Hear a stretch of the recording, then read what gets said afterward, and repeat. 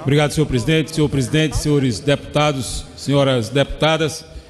Inicio aqui o presente pronunciamento, senhor presidente, que é o primeiro que nós realizamos no grande expediente dessa legislatura. Como não poderia deixar de ser, as nossas primeiras palavras aqui são de agradecimento à confiança e o reconhecimento que tivemos mais uma vez do povo de Pernambuco, de mais de 90 mil pernambucanos e pernambucanas que foram às urnas e nos delegaram aquilo que de mais valor o cidadão tem, que é a confiança para que a gente aqui pudesse representar mais uma vez Pernambuco como deputado federal. O mandato empossado por mim é, na verdade, um instrumento de luta e articulação que envolve uma enorme rede de pessoas que acreditam que é possível, sim, nós construirmos um país mais soberano, democrático e menos desigual. São pessoas simples do povo, lideranças comunitárias, professores, estudantes, lideranças religiosas, gestores públicos, vereadores, deputados, enfim, todos unidos no sonho de construir um país melhor. É esse conjunto articulado de ideias e pessoas que balizam a orientação do nosso mandato, em sentido oposto à onda conservadora e de negação da política que toma conta do Brasil nas últimas eleições. O nosso mandato aposta na boa política, que emana da luta do povo, a criatividade, a resiliência e a esperança que vem das ruas são os combustíveis que alimentam nossa luta a cada dia.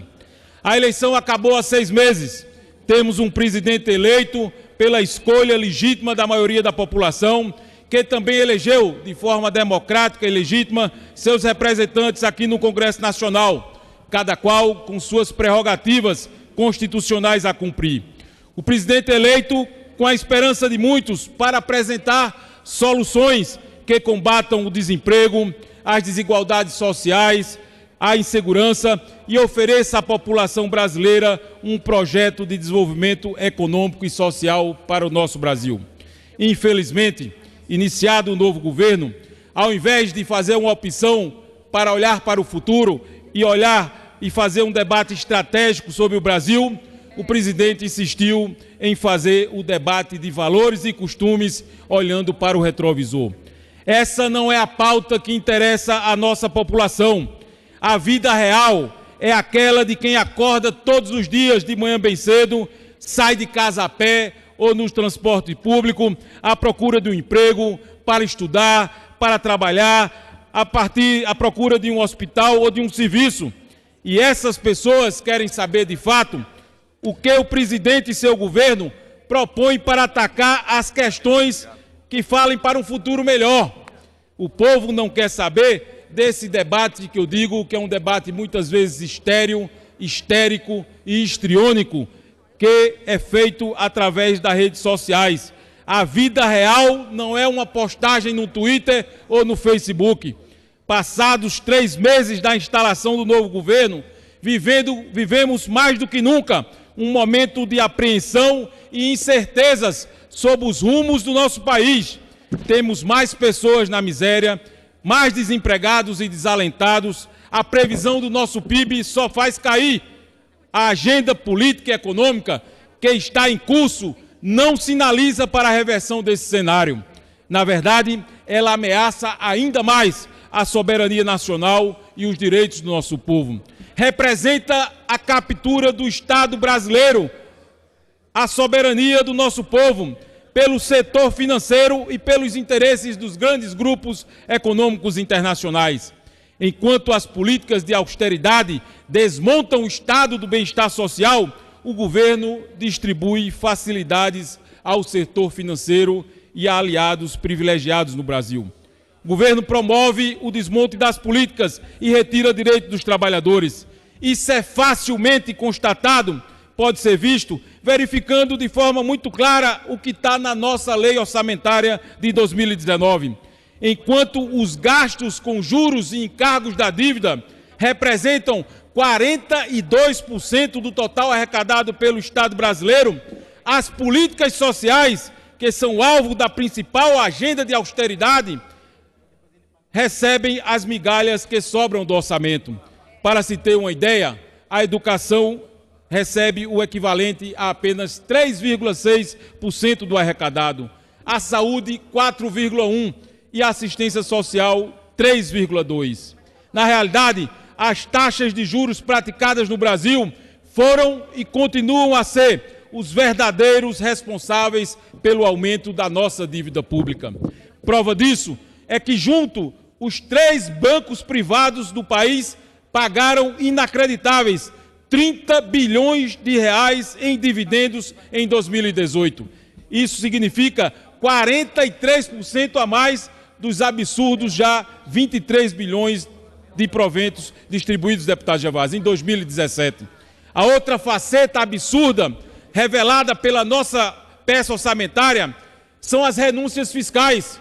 Aqui nós estamos falando de uma renúncia da ordem anual de quase 400 bilhões de reais que o Estado brasileiro abre mão, dinheiro que pertence ao nosso povo, que é arrecadado através de impostos para setores da economia. É um paradoxo a gente ver a LOA abrir mão desses 400 bilhões de reais e a própria lei orçamentária apontar um rombo fiscal da ordem de 140 bilhões de reais para o ano de 2019. O que causa indignação é que essa mesma mão benevolente que abre as torneiras do orçamento para o andar de cima, encha os bolsos, retire os recursos da educação, da previdência, da assistência, argumentando que é preciso reduzir os gastos públicos. Esse modelo econômico absurdo, repito, Bolsonaro dá continuidade e aprofunda, já produz resultados desastrosos para o nosso país. Na área da assistência social, por exemplo, a LOA reduziu a metade os recursos que estavam previstos para o pagamento de benefícios do Bolsa Família e do benefício de prestação continuada, ficando a totalização dos recursos condicionada a um envio de um crédito especial pelo Executivo, que até aqui a gente não tem informação do envio dessa proposta. No que se refere ao Sistema Único de Assistência Social, que é o grande instrumento de proteção social existente no nosso Estado brasileiro, que precisa ser reforçado no momento em que a crise aprofunda a vulnerabilidade das pessoas, o que nós vimos foi o orçamento ser cortado em 2018 em 1,5 bilhão de reais e ter em 2019 um rombo de mais de 2 bilhões de reais. Causa revolta pensar que o governo se recusa a repor ínfimos 2 bilhões de reais para financiamento de toda uma rede de proteção social, enquanto despeja mais de 1 trilhão, é isso mesmo, 1 trilhão de reais em juros e serviços de dívida, ou que abre mão de 400 bilhões de reais em renúncias fiscais.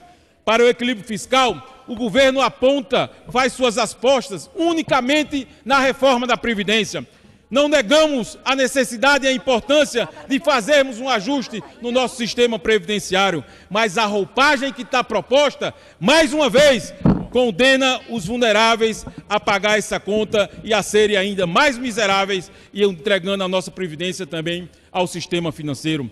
A crueldade está em vários pontos da reforma da Previdência. Está no BPC, quando desvincula do salário mínimo e bota a idade mínima para 70 anos de idade. Está na mudança da aposentadoria para aqueles que fazem o magistério brasileiro, os professores e as professoras. Está também na criação de um regime de capitalização que desresponsabiliza a contribuição do governo e do empregador, jogando a responsabilidade da Previdência nas costas do povo brasileiro. Apesar de dizer que quer acabar com os privilégios, o governo está jogando a conta dos mais ricos nas costas dos mais vulneráveis. A reforma da Previdência não assegura o equilíbrio das contas públicas no curto prazo e em médio prazo, essenciais para a retomada da nossa economia. Nós apresentamos, vamos conceder os apartes, mas nós apresentamos, inclusive, em nome do nosso partido, o PSB, o Partido Socialista Brasileiro, uma alternativa para que o governo, de fato, faça, se é o que ele quer, o combate real dos privilégios, para que a gente possa buscar, inclusive, o 1 trilhão de reais que o ministro Paulo Guedes disse que não abre mão. Se ele quer, de fato, combater os privilégios, basta que ele olhe para dentro do seu ministério. existe hoje no Brasil e está lá regulamentado desde a Constituição de 1988. 30 anos que completa a Constituição, está lá no artigo 153, inciso 7º, a obrigação da União fazer a cobrança de impostos sobre as grandes fortunas. Mas nunca, e isso aqui a gente tem que dizer, é responsabilidade de todos os governos que vieram lá de 88 até aqui. Nunca nenhum governo teve a disposição de fazer a regulamentação desse dispositivo. Nós apresentamos, fruto de uma proposta da bancada do PSB, coletiva, uma proposta para que a gente vá buscar esse 1 trilhão de forma muito simples e fácil. Basta que ele vá buscar nos 25 mil declarantes que tem na Receita Federal, que acumulam um patrimônio de mais de 1 trilhão de reais, que esse patrimônio representa mais de 50% do que recebe e que tem de patrimônio toda a população que ganha até 5 salários mínimos. Se o governo tiver disposição de cobrar daqueles que estão no andar de cima e cobrar os lucros e dividendos, que também foi revogado e era cobrado até 1996, a gente teria condição, sim, de buscar, não era 1 trilhão, não, era mais de 1 trilhão de reais, 120 bilhões de reais ano, o que daria 1 trilhão e 200 milhões de reais no horizonte de 10 anos. O problema é que o governo não tem essa disposição. O fato é que esse é um governo que governa também para aqueles que estão no andar de cima, que quer penalizar mais uma vez a população mais vulnerável do nosso país. Eu consigo a parte, primeiramente, ao deputado Geovásio, que havia me pedido, deputado, depois a Vossa Excelência. Deputado João Campos em seguida. Deputado Danilo, quero dizer da minha honra de fazer parte de uma bancada que tem Vossa Excelência como parte dela. Somos 32 deputados federais. Para completar, somos vizinhos, Paraíba e Pernambuco. Mas Vossa Excelência tem dado uma contribuição muito grande no debate da reforma da Previdência. Na terça-feira, quando Paulo Guedes veio aqui à Câmara Federal, e aí eu preciso dar a César o que é de César, Vossa Excelência, numa reunião que tivemos na véspera, apresentou a sugestão a todos nós de que nós fôssemos buscar na nossa Constituição Federal de 1988 a regulamentação daquilo que foi votado por esta casa há pouco mais de 30 anos, 31 anos, que é exatamente a taxação das grandes fortunas. Me parece que é o Brasil e a Eslovênia, apenas o Brasil e a Eslovênia não cobram sobre os lucros e dividendos das grandes fortunas. Chegou a hora de cobrar. Foram 30 anos de espera. O Brasil não aguenta mais. Não é justo que o presidente da República e que esta casa concorde com a votação de uma reforma que, pelos levantamentos que nós fizemos, durante os próximos 20 anos, 92% dos pobres do nosso país perderão na economia tão falada pelo presidente Bolsonaro de 1 trilhão de reais. Será com certeza um novo tempo, deputado João Campos. Será um novo tempo, mas o tempo de miséria, do aumento da pobreza, sobretudo nas regiões mais pobres, refiro-me a que nós vivemos, deputado João, o Nordeste do Brasil. Portanto, deputado Danilo Cabral, é preciso enfrentar o tema, mas tirando dos ricos, e nós não estaremos cometendo nenhuma injustiça. São pouco mais de 25 mil contribuintes, apenas 25 mil privilegiados. Esses sim são privilegiados, porque não estão pagando aquilo que deveriam pagar dentro do que foi votado por esta casa, repito, em 1988.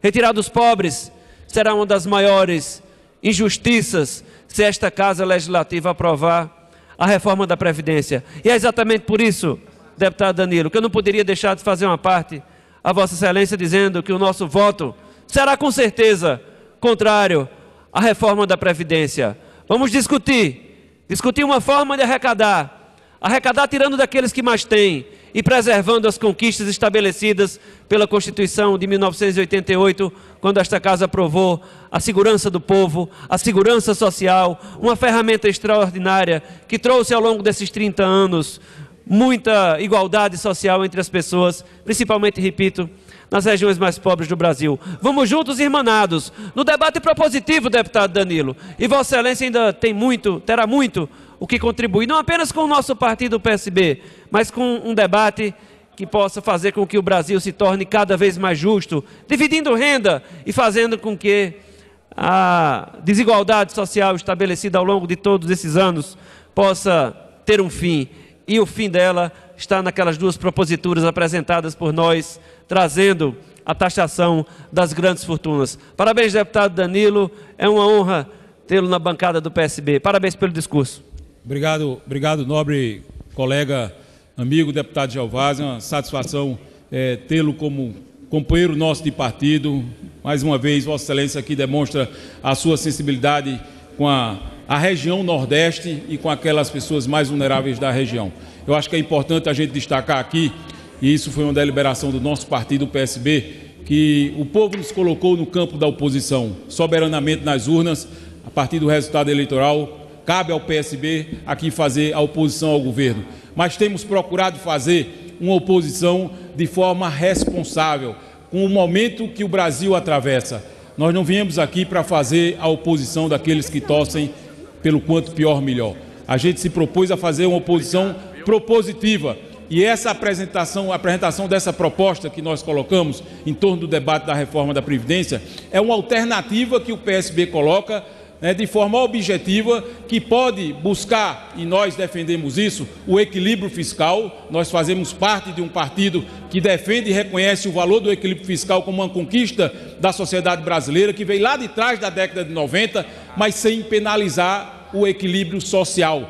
Isso não pode ser penalizado. E no nosso caso, lá no Nordeste, essa questão, me permita, deputado, para concluir o raciocínio do deputado Gervásio, essa reforma da Previdência, além de atacar a proteção social, que, repito, é tão importante nesse momento da crise, são mais de 14 milhões de pessoas desempregadas, mais de 50 milhões de brasileiros que estão vivendo abaixo da linha da pobreza. Para nós nordestinos, isso se reveste também de outro fator. A aposentadoria, o BPC, aquilo que é pago através desses benefícios, representa para 70% das cidades desse Brasil, a esmagadora maioria delas concentradas no Nordeste, a sustentação econômica. Você imagina o que é que seria Campina Grande, Patos, Cajazeira, se não fosse a aposentadoria do trabalhador rural, se não fosse o BPC que essas pessoas recebem hoje? Onde é que estariam, depois de 7 anos de seca que nós vivenciamos lá, onde é que estariam essas pessoas? Por isso que a gente reafirma os compromissos com a reforma da Previdência, mas não uma reforma que penalize esses setores. E por isso que o PSB apresenta também uma alternativa. Mas eu concedo uma parte ao nobre deputado, depois eu passo para meu colega de Pernambuco, deputado João Campos. Deputado Danilo Cabral, do nosso querido Pernambuco, eu sou de Tocantins. Trago um abraço do povo tocantinense, parabenizo Vossa Excelência pelo discurso franco, que mostra que o Nordeste tem defensores do seu povo. Chego aqui pela primeira vez e quero congratular com Vossa Excelência, que também comungo com a ideia de que essa reforma da Previdência Social está tirando o sono do povo trabalhador brasileiro. O meu estado, nobre deputado, também, na sua maioria, é composto de trabalhadores rurais. Existem cidades do meu estado que 75% da sua arrecadação vem da aposentadoria, do BPC e também do Bolsa Família. E eu fico perguntando, nobre deputado, como é que fica a situação dos pequenos municípios do Brasil, municípios abaixo de 30 mil habitantes, que a sua maior arrecadação vem da aposentadoria, vem do BPC, vem do Bolsa Família. Esses municípios terão que fechar suas portas. E hoje, nós que temos milhares de prefeitos aqui em Brasília, na marcha dos prefeitos, dizer para esses prefeitos que as suas cidades, a maioria desses prefeitos de cidades abaixo de 30 mil habitantes, que essas prefeituras poderão fechar as suas portas, porque não terão arrecadação. E o povo que não vão aposentar, irão para a porta dessas prefeituras mendigar. Nós teremos daqui a 10 anos, um universo de mendigos, de homens que trabalharam a vida toda, que criaram seus filhos e que não terão condições de sobreviver, porque não terão a aposentadoria tão sonhada. É um golpe contra os trabalhadores. Parabenizo Vossa Excelência, agradeço pela parte, e quero dizer, nobre deputado Danilo, que eu tenho no meu escritório de advocacia em Araguaína, 2 pernambucanos da Gema, uma de Caruaru e outro de Arco Verde, a doutora Maria José Rodrigues de Andrade Palácios e o doutor Altamiro Araújo Lima Filho. São 2 grandes pernambucanos de que eu respeito muito, de que aprendi muito. Parabéns pelo seu discurso, parabéns pelo seu mandato, presidente. Obrigado, nobre deputado. É uma satisfação receber sua manifestação aqui também, sua preocupação com o desenvolvimento regional que está presente lá no Centro-Oeste, mas que também está presente lá na região Nordeste. Eu queria, até aqui, aproveitando essa sua fala, destacar também que, infelizmente, até o presente momento, a gente não viu ainda, entre tantos temas que o governo Bolsonaro completa de 100 dias, e já deveriam ter sido objeto de abordagem, nenhum olhar sobre o desenvolvimento regional. Não sei se Vossa Excelência já teve esse privilégio na sua região, mas o fato é que o Nordeste continua aguardando uma sinalização do tratamento que nós merecemos ter, de uma região que tem 54 milhões de brasileiros, que está lá aguardando a redução das desigualdades sociais, que não teve ainda da parte do governo nenhum gesto objetivo, sequer no primeiro escalão do governo. Pela primeira vez na história da República, não há a presença de nenhum membro do Norte e Nordeste fazendo parte da equipe do governo do presidente Bolsonaro. Isso mostra uma desatenção e um conjunto de intervenções e falas que foram já feitas, inclusive pelo próprio presidente, que nos acende uma luz vermelha para que a gente não permita que o Nordeste volte a ser tratado de forma discriminatória e preconceituosa. Nós não vamos aceitar o retorno a um tempo que nós já passamos, deputado João Campos. Vossa Excelência sabe muito bem que o Nordeste já mostrou, em muitas vezes, que é parte da solução do Brasil e não parte dos problemas do Brasil. Concedo uma parte a Vossa Excelência com muita alegria, meu querido amigo, eu diria quase que um filho, né, que eu conheci e tive o orgulho de entrar na vida pública pelas mãos de seu pai, esse que foi, se não o maior, um dos maiores líderes que esse país já teve, o maior líder que Pernambuco já teve, o saudoso ex-governador Eduardo Campos. Para mim é motivo de muita alegria estar aqui nessa tribuna. Vossa Excelência sabe que se eu estou aqui também, eu devo essa trajetória também à figura de seu pai, que para mim foi um líder, um professor que orientou e que continua a orientar. Os ensinamentos que ele deixou para todos nós servem de referência para que a gente dê sequência à história de um partido que tem 70 anos em defesa da afirmação da democracia, da soberania do país, da defesa dos mais vulneráveis e da organização da luta do povo. Com muita alegria, eu passo a palavra a Vossa Excelência. Muito obrigado, deputado Danilo Cabral. Venho aqui fazer esse breve à parte, mas não poderia deixar de estar aqui presente, de dizer ao Brasil da sua história. Você está aqui hoje, depois de anos de luta na política, de luta em favor do povo pernambucano, o povo do Agreste, o povo de Surubim, do Recife. A gente sabe da sua trajetória e a gente sabe que Pernambuco é outro, antes e depois de Eduardo Campos. E como o meu pai dizia, na vida ninguém faz nada sozinho, só faz se tiver um time, se tiver equipe, se tiver amigo. E você foi um dos grandes amigos do meu pai, ajudou a transformar a educação pernambucana, sair do 21º lugar do Brasil para a melhor educação pública do país, um estado pobre e pequeno como Pernambuco, poder bater no peito e andar por esse Brasil inteiro, se orgulhando de ter a melhor educação pública, graças ao trabalho de muita gente, sobre a liderança de Eduardo Campos, sobre a sua liderança na Secretaria de Educação. Agora, o povo nos coloca nessa missão de caminharmos lado a lado aqui em Brasília, num momento desafiador da vida brasileira. E, mais uma vez, o PSB, o Nordeste e Pernambuco não faltarão com o Brasil. Vamos dar uma carga democrática, fortalecer o nosso país, lutar pelo nosso povo, dizer sim quando for bom para o povo e dizer não quando for para defender o povo, feito a gente faz hoje na reforma da Previdência. Vamos juntos lutar por Pernambuco, conte sempre com o meu apoio e eu tenho certeza que o nosso PSB cada vez mais unido aqui na Câmara